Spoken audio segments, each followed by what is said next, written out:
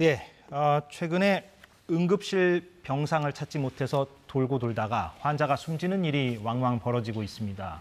소아청소년과를 비롯해서 이른바 기피학과를 의사들이 잘 선택하지 않으려 한다는 뉴스도 우리가 볼 수가 있죠.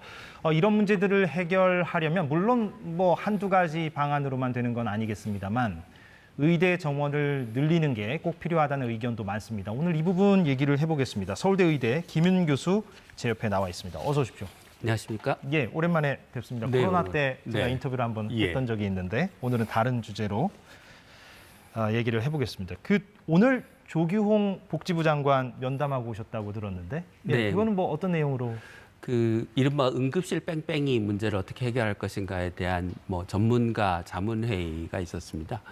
정부는 경증 환자가 넘쳐나서 응급실 뺑뺑이가 생긴다고 생각하는데 사실 저는 그거보다는 응급실에 인력이 부족해서 응급 환자의 처리가 지연되고 응급 환자가 수술을 받아야 될 환자인지 입원할 환자인지 집에 가도 괜찮은 환자인지의 판단이 내려진 다음에도 병원이 병상이나 수술장이나 수술할 의사가 없어서 이 문제가 생기고 있다. 그런데 물리적으로 의사나 병실이나 수술장이 없는 게 아니고 병원이 가지고 있는 자원의 아주 일부만 응급환자를 위해서 쓰고 나머지는 외래를 통해서 입원하는 환자에게 대부분의 자원을 배분하고 있기 때문에 결국은 병원이 응급환자, 중증환자보다 비응급환자, 경증 환자의 진료를 우선시하는 게 근본적인 문제라고 생각합니다. 그래서 정부가 진단을 잘못하고 있어서 대책도 지금 잘못되고 있는 게 아닌가 싶습니다. 지금 말씀하신 그런 취지로 말씀을 하시고 오셨습니까? 네. 예. 그러니까 말씀하신 게 그렇게 병원 측이 그런 행태를 보이고 있는 것은 결국에는 수익성 문제라고 보면 되겠습니까? 수익성 문제도 있지만 그보다 더 중요한 문제는 병원이 운영되는 방식의 문제입니다. 그러니까 병원이 특히 대학병원 같은 경우는 어떻게 운영되냐면 각 과가에 배정되어 있는 병상, 중환자실, 수술장이 있습니다. 그걸 가지고 이제 자기 진료를 하는 거죠. 그게 과도 마찬가지고 개인 교수도 마찬가지인데 예를 들면 내가 유방암 전문가라고 하면 유방암 환자를 많이 보는 게 연구에도 도움이 되고 여러 가지로 도움이 되는데 내가 응급실에서 오는 외과 의사라고 해서 교통사고가 나서 복부 출혈이 있는 환자를 진료하고 그 환자를 병원에 입원시킨 것으로 인해서 내 유방암 환자를 입원을 못 시킨다라고 하면 내 입장에서 별로 유리하지 않은 거죠. 예. 근데 병원이 그런 방식으로 운영이 되니까 비응급 환자의 진료를 응급 환자의 진료보다 훨씬 우선시하는 관행이 지난 수십 년간 굳어져 왔고 그게 꼭 그러면 돈 문제, 수익성 문제만으로 볼 수는 없다 이거죠? 없습니다. 그럼 수익성 문제도 거기에 포함되어 있긴 있습니까? 일부 포함되어 있습니다. 특히 이제 본질적인 거는 그렇죠. 방금 언급하신 그런 부분이다. 그런 문제가 훨씬 더 본질적인 문제다. 예. 그럼 바로 그런 부분 때문에 아까 이제 응급실 뺑뺑이라는 표현을 쓰셨는데 저는 이제 아무래도 방송이다 보니까 응급실 이게 돌고 돌아서 결국에 못 가는 현상. 그러면 그 응급실을 못 찾는 그 현상 가운데 바로 언급하신 그런 원인이 있다면 그럼 그거를 해결하기 위해서 지금 교수님께서 평소 주장하시는 그 의대 정원 늘리기가 효과가 있습니까? 의대 정원을 늘려야 병원에 의사가 많아지고 의사가 많아져야 응급실에도 전문의가 많아지고 야간에 당직을 서면서 수술하고 환자를 볼 의사가 확보가 되는 거죠. 그러니까 아까 말씀하신 그런 현상을 개선하는 어떤 물꼬를 트일 수 있다? 이렇게 제가 이해하면 됩니다. 네, 그렇습니다. 예. 알겠습니다. 차근차근 또 한번 얘기를 해보자면 지금 정부가 의대 정원을 그래서 확대하겠다는 입장을 밝히고는 있는데 2025년 입시부터 반영하겠다. 근데 정부가 구체적으로 그래서 몇 명을 늘리겠다라고 얘기하지는 않는 것 같고 있는데 좀 들으신 바가 있습니까? 정부가 가지고 있는 안은 듣기에는 의약분업 때 줄였던 의과대학 정원을 복구하는 수준 한 350명 정도. 현재가 한 3,000명이죠. 근데 그보다 조금 더 늘리면 한 500명 정도를 늘리겠다고 하고 있는데 우리나라 의사 수가 10만 명입니다. 그러니까 500명을 10년 동안 늘리면 의사가 5,000명이 늘어나는 거죠. 예. 그러면 현재 10만 명이니 5%가 늘어나는 거거든요. 근데 지금 그 조금 전에 얘기했던 응급 환자가 제대로 진료를 못 받고 사망하는 문제, 지방에서 연봉 4억을 줘도 응급학과 의사를 응급실에서 못 구하는 문제 등등을 고려하면 의사를 5% 늘려서 그런 문제를 해결할 수 있다라는 생각이 들지는 않습니다. 턱없이 부족하다. 예, 그보다는 훨씬 더 많이 늘려야 된다고. 그러면 생각합니다. 1년에 3,000명 정도 뽑는데 교수님이 보시기에는 얼마나 더 늘리는 게 좀 합당하다고 보십니까? 우리나라의 부족한 의사의 숫자는 적어도 한 5만 명 정도는 부족한 것 같습니다. 지금 그럼 10만 명인데 15만 명 정도 돼야 그렇죠. 된다. 예, 예. 그런데 그렇게 이제 늘리려면 예를 들면 5천 명을 10년 동안 늘려야 5만 명이 되는 건데 예. 그렇게 급격하게 늘릴 수는 없으니 적어도 저는 1,000명 이상은 10년 동안 늘리고 그 사이에 의료 시스템을 정비해서 우리가 의사 수가 좀 적게 늘어나도 의료 체계가 잘 운영될 수 있도록 하는 방식으로 의료 체계를 개선하는 것을 병행하면 좋을 것 같습니다. 아, 예.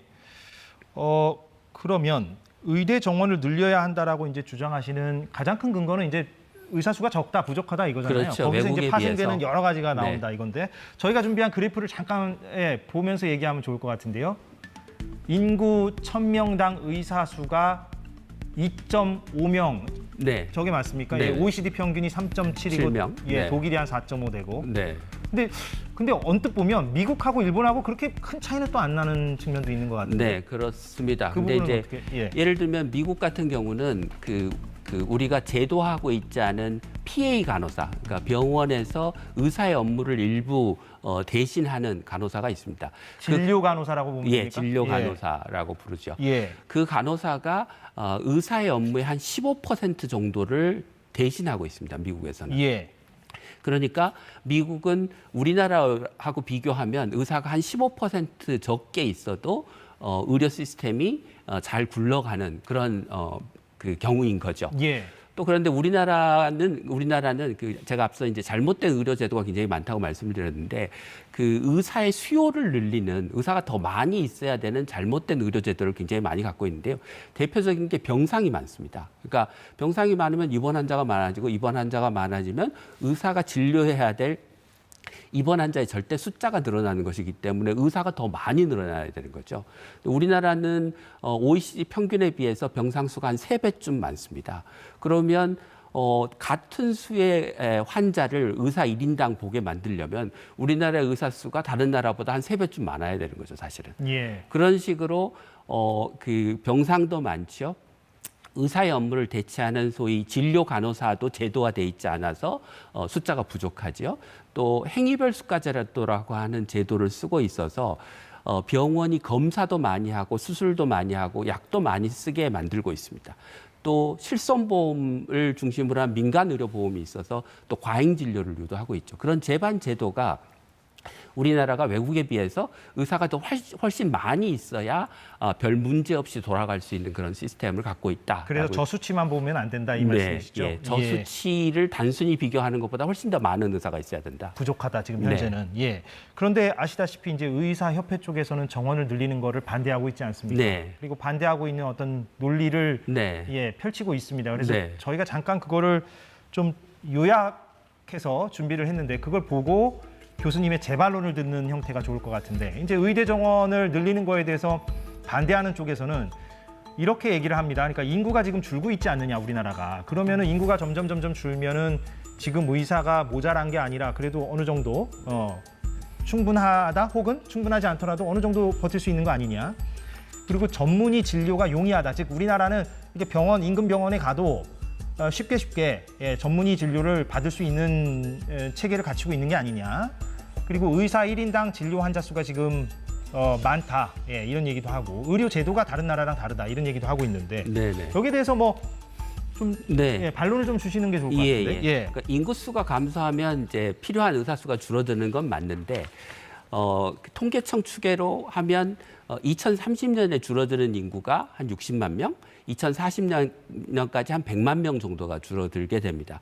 그러면 그렇게 인구가 감소해서 그 남는 의사수, 그것 때문에 남는 의사수를 따져보면 그게 불과 몇천 명 되지 않습니다. 그러니까 인구가 조금 줄기 때문에 줄기는 하나 절대량이 작아서 예. 그래서 그 인구가 줄어서 이 수요가 줄어든 의사의 숫자를 전체 의사 수 대비로 계산을 해보면 대개 한 1%, 2% 정도밖에 미미하다. 네. 예. 반면에 인구 고령화로 추가적으로 필요한 의사의 숫자는 그 인구 감소분으로 줄어든 의사 수의 한 5배쯤이 더 필요합니다. 고령화 때문에 더 많이 필요하다. 그렇죠. 예. 네. 그러니까 인구 감소만 얘기하고 인구 고령화 때문에 의사의 수요가 늘어나는 부분을 언급하지 않는 거는 좀 편협한 반론이다라는 말씀을 드릴 수 있을 것 같고요. 예. 두 번째 논리는 그거였습니다. 그러니까 전문의를 우리가 뭐 환자가 네. 쉽게 이렇게 만날 수 있는 상황 아니냐. 예. 그런데 뭐 왜 더 늘려야 하느냐. 이제 그건 우리나라 의료 시스템이 갖고 있는 이제 좋은 장점이기는 한데 그 경우는 대도시에서 동네 병원을 찾아갈 때에 한한 겁니다. 그러니까 시골이나 지방에 가면 의사 보기 여전히 어렵고 취약 지역이니까. 네, 앞에서 이제 우리가 응급 환자가 제대로 진료받지 못하고 사망하는 사례처럼 중증 환자의 경우에는 정작 진료를 받으려면 의사가 없어서 진료를 못 받지 않습니까? 그러니까 그 경증의 외래 환자가 도시에서 진료를 받는 경우는 의료의 접근성이 좋지만 그 이외의 경우에는 의료의 접근성이 좋다고 할 수 없다. 사실은 굉장히 악화되고 있다라고 얘기할 수 있을 것 같습니다. 이해가 됐습니다. 물론 지금 제가 이해가 됐다라는 표현이 동의 여부를 말씀드리는 건 아니고요. 제가 뭐 그걸 판단하는 어떤 그런 전문성을 갖고 있지는 않고 또 김윤 교수의 입장과 정반대의 입장을 가진 어떤 의사협회 관계자분들이나 그런 분들도 여기 나와서 또 반론을 펼칠 수도 있다는 점을 제가 언급을 하겠습니다. 그 아까 또 짤막짤막하게 한번 다 보죠. 이왕 본 김에. 우리나라 의사들이 워낙에 이제 속도감 있게 진료를 보다 보니까 지금도 어느 정도 처리가 가능하다. 처리라는 표현이 좀 그렇긴 합니다만 환자 처리가 가능하다. 예. 이런 논리가 세 번째 논리였어요. 예. 그러니까 우리나라 의사가 진료하는 그 외래 환자의 숫자가 OECD의 평균에 비해서 한 3배쯤 많습니다. 그런데 거기서 간과하면 안 될 점은 우리나라는 3분, 5분 진료를 하지 않습니까? 그런데 유럽은 15분 진료를 합니다. 그러니까 환자 수로 따지면 3배쯤 더 많이 보는 것 같지만 실제 진료 시간은 짧죠. 1인당으로 따지면 외국과 그렇게 다르지 않다.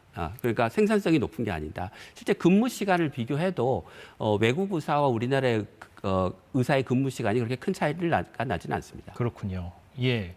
그리고 이제 마지막으로는 이제 의료 제도가 이제 좀 뭐 나라마다 다른데 네. 의사 수로만 동등 비교할 수 있겠느냐 뭐 이런 얘기인 것 같은데. 그러니까 그 반론에는 동의를 하는데 문제는 뭐냐면 우리나라의 의료 제도가 외국보다 훨씬 더 의사를 많이 필요로 하는 제도를 갖고 있다. 아까 말씀드린 오히려? 것처럼 네, 오히려 예. 방향이 반대다. 정반대로 의사가 더 필요한 나쁜 제도를 갖고 있다.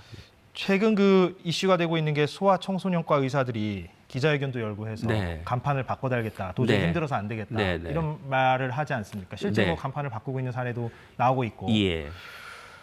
그러면 이런 이른바 기피학과 문제. 네. 이것은 의대 정원을 늘린다고 좀 해결이 될 수 있을까요? 어떻게 보십니까? 의대 정원을 늘리고 소아과 전공의의 정원을 늘리고 또 우리가 선택과 집중을 통해서 올려줘야 될 부분의 수가를 올려주면 해결이 될 수 있다고 생각합니다. 예. 네. 왜냐하면 예를 들어서 우리가 의과대학 정원을 4,000명으로 늘리고 전공의의 정원을 4,000명으로 책정을 하면 내가 전문의가 되고 싶은 사람은 어떤 전문 과목 중에 하나를 택하게 되거든요. 근데 강제성 없이 그 기피학과를 갈까요?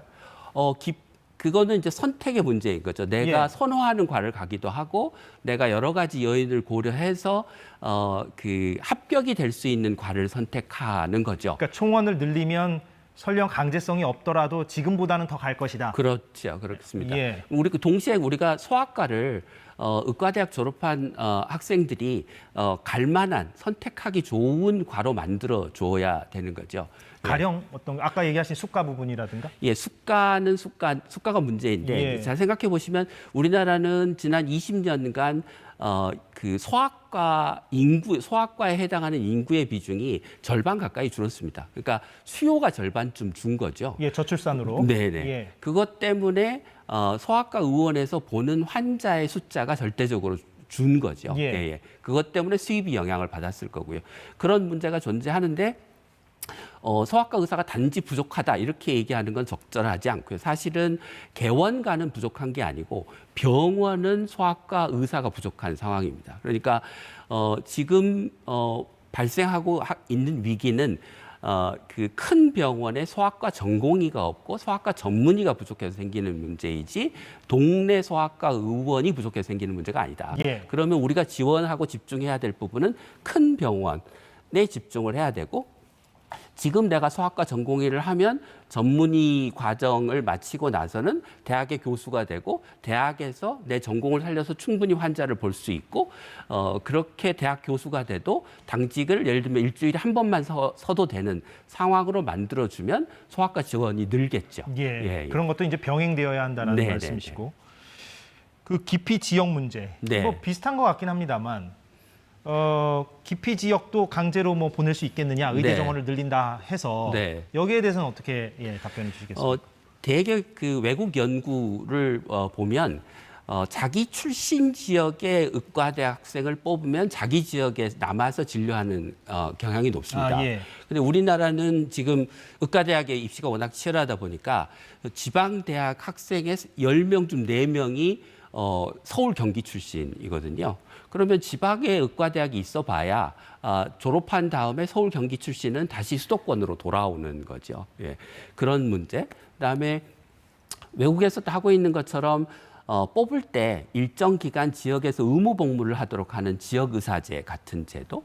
사실 그거보다 더 중요한 거는 지역에 좋은 병원을 만들고 그게 지역에 있는 대학병원들과 연계해서 내가 지방에 있는 병원에 가도 자기의 전문성, 전공을 충분히 발휘할 수 있고 중환자를 불안해하지 않고 볼 수 있는 그런 시스템을 만드는 게 중요합니다. 그래서 실제로 비교를 해보면 그 광역시에 있는 병원과 광역시 이하의 시군 단위에 있는 병원이 규모가 같으면 그 병상당 의사 수가 별 차이가 나지 않습니다. 그러니까 그거는 무슨 얘기를 하냐면 좋은 병원을 지으면 큰 도시가 아니더라도 작은 도시에 있는 병원에 가서 근무하는 의사들이 꽤 있다는 거죠, 상당히. 그러니까 어떤 제반 여건이 갖춰지면. 그렇죠. 근데 지금은 광역시와 광역시 이하의 지역의 인구당 의사 수를 비교해 보면 지역이 훨씬 작습니다. 그 이유는 뭐냐면 지역에 좋은 병원이 없기 때문인 거죠. 참 근데 인터뷰를 하다 보니까요. 의대 정원 문제도 정원 문제지만 너무나 많은 문제들이 산적해 있다는 느낌을 받습니다. 그러니까 우리나라는 우리나라 의료제도가 좋다고 하는데 사실 정부가 이제까지는 건강보험 제도를 어떻게 운영하느냐에 대부분의 초점을 맞춰왔고 소위 의료 체계, 우리가 의료 전달 체계, 의료 공급 체계라고 하는 병원, 의사, 지역적 분포, 뭐 의료 시스템 이런 걸 어떻게 만들지에 대해서는 사실 30년 동안 거의 한 게 없습니다. 그러니까 정부가 워낙 그 공급의 영역을 방치해 놨기 때문에 그게 이제 한계에 도달했다. 더 이상 현재와 같은 시스템을 방치하면 우리나라 의료 시스템은 지속 가능하지 않다. 이렇게 얘기할 수 있을 것 같습니다. 알겠습니다. 오늘 시간이 다 돼서 여기서 마무리를 하겠고요. 다음번에 또 다른 쟁점으로 얘기를 들어보도록 하겠습니다. 오늘 고맙습니다. 김윤 서울대 의대 교수였습니다. 오늘 사사건건 여기까지 하겠습니다. 내일 오후 4시에 다시 돌아오겠습니다. 고맙습니다.